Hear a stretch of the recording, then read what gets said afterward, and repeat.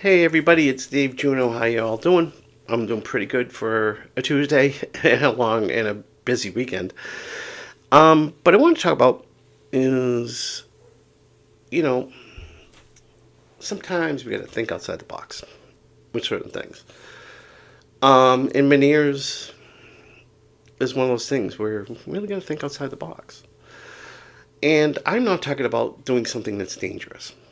Okay, like chlorine dioxide. I'm not talking about that stuff. I'm talking about, what I saw earlier today where a person was saying how they started taking antivirals in 2022. They were doing great. They went off of them for a little bit for something.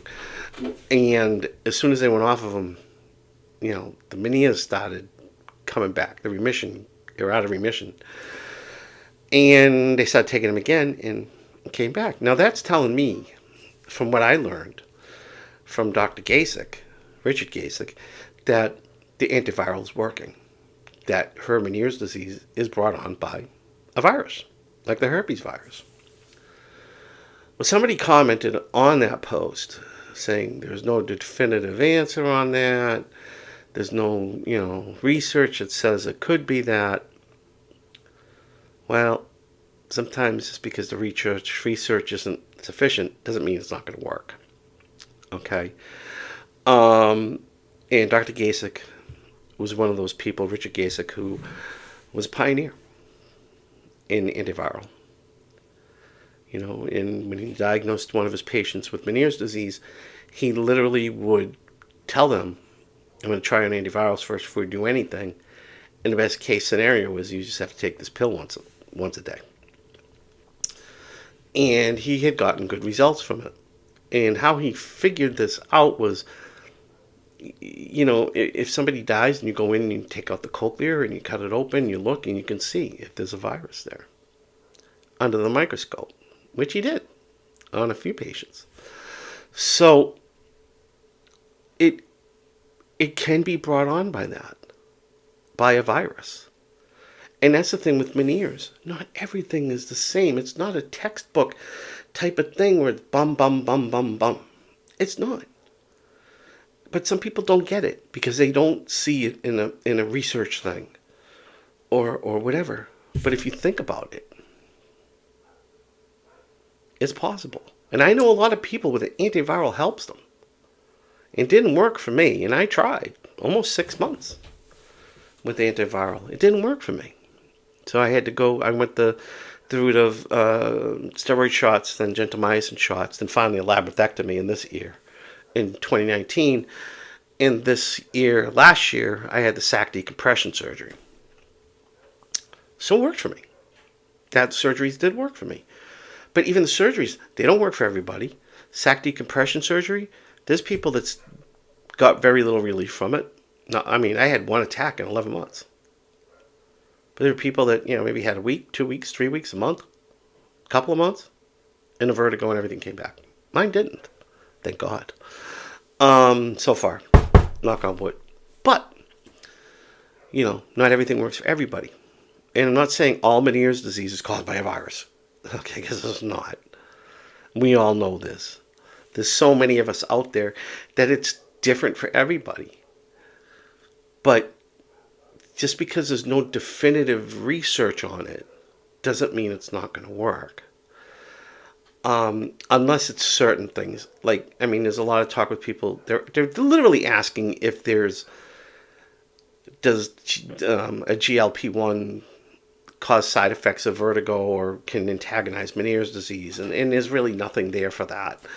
But it's also not something you want to take for that, for Meniere's. You really want to take that for diabetes and weight loss, but it isn't something. I hear a lot of horror stories. Unless you've got diabetes, it's not all that great for you long term with your liver and your pancreas. So you don't want to screw with that. But it's not there to help Meniere's disease. Beta histine is another drug that here in the United States, it's not approved. FDA does not approve it. And there's research on it, and there's no answer that says it works, and this and all this other garbage. But yet, thousands and thousands and thousands of people take it, and it helps them. and it doesn't help everybody. And there are people like me that can't take it because I have my body produces an abundance of histamine. So if I take that, then I got to take an antihistamine because I'm going to be breaking out with hives or my throat's going to close, and then I got to take antihistamine. So they're just battling each other. So it makes no sense to take it. But it helps a lot of people, but it doesn't help everybody. And there's no real big science, but doctors are willing to prescribe it because they know it does help. Okay? So that's what I talk about, thinking outside the box, just because it's, the FDA didn't approve it or there's no definitive research for that. It doesn't mean that it's not going to work. It's not going to help somebody. Okay? And I know a lot of people, science says, sometimes science is wrong too. Okay? You got to remember, there's only one person that I know that's perfect. And he don't live on this earth. It's up there. And I'm not talking to my attic. Okay? So we're not all perfect, and we all make mistakes. And I get that. But there's some people that get relief from, supplements and herbs. And I'm not talking about Dr. Dingleballs, herbal care people who all they want is your money and are trying to scam you. I'm talking about real people, real herbalists that have stores and shops and will help you through anything. I mean, even some of the like the place I go to get my THC vape.